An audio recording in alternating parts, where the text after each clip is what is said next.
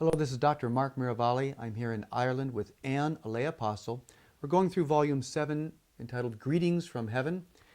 I would like to read this July 17th, 2004 message from St. Matthew the Apostle, followed by Anne's commentary. These are his words. Brothers and sisters, I have come with words of encouragement for you. The words and thoughts in these messages are an example of the great mercy of our God in heaven. You will be so grateful that you served when you are called to come home. There's no regret like the regret you will have if you say no to Jesus during this time. We know Jesus, both as man and as God. He is all love. He is all kindness. He is all encouraging and uplifting. Jesus never leaves you feeling saddened unless you are walking away without determination to serve him. Spend time with him always, because you will always feel refreshed and determined. I got all of my courage from Jesus Christ personally, whether I was in his presence or not. Truly, I felt united to him, because I allowed him to be united to me. You can do that too. That is one of the opportunities you have during these days especially. Jesus wants to work through you, so to do that, he must be with you. You would like to walk with Christ, constantly united to him and in his presence? You can. Just make the decision and ask him to be with you. Then, when you have done that, do not ignore him or treat him with such familiarity that you forget him. He is your closest friend. He is your ever-present advisor. Think of your current problems. What does Jesus say about these problems? What is his opinion? What does he want you to do about these struggles or conflicts? If you do not know the answer, you are not doing it right. Spend time in silence with him and ask him. I lived like this. All day long I said, Jesus, what would you like me to do? Jesus, how are you going to handle this? He will give you the answer, and you will reach his goal of behaving as another Christ in the world. Brothers and sisters, we do not wish to bore you by repeating lessons, but because we are also experienced with humanity, we know that often you must learn the same lessons over and over. Repetition and practice brings perfection. We know that. We learned it the old-fashioned way, which was by making the same mistakes and relearning these important lessons. Jesus is with you. Jesus will never leave you. Do not be afraid, and do not make any decisions without his counsel. If you are fearful, you are doing something wrong. If you are panicking, you are doing something wrong. If you feel dislike for most of your brothers and sisters, you are doing something wrong. And if you feel you are better than most of your fellow apostles, you are in trouble. I am making a joke, so do not be too serious. I speak of such serious things that I feel I must lighten your mood. In all of this, you should feel a sense of liberation. When Jesus is leading your life, you are liberated.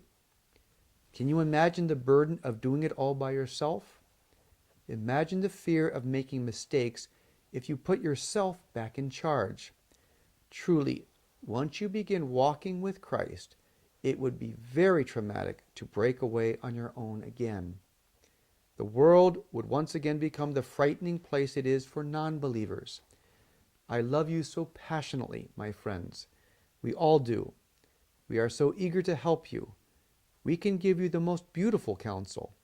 Talk to us often, and we will find ways to help you and obtain beautiful gifts of grace from our God. Peace be with you, dear fellow apostles.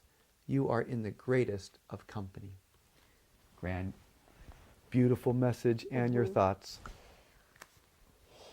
Matthew starts by saying these words and thoughts are another example of God's great mercy. In other words, look at the beautiful heavenly teachings that we're giving to you. He says the one thing you'll regret is saying no to Jesus during this time. So he calls for our yes again.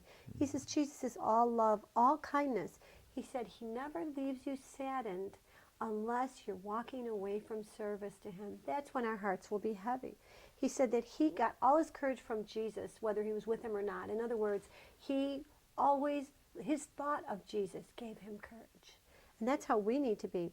He says Jesus wants to work through you. So in order to do that, he has to be with you. So now we know the Lord never leaves us. It is we who leave Jesus. So we have to remember that he's with us. So we ask Jesus to be with us. And then he says, don't ignore him. He's your friend and advisor. So we have to go to Jesus with our difficulties. Do you know what was beautiful? The way he says, we're experienced with humanity. And he said we had to learn these lessons the old-fashioned way. Yeah. By making mistakes and over and over again. So they're compassionate to us. They are, and that's 2 millennia ago. That is really the old-fashioned way. Yes.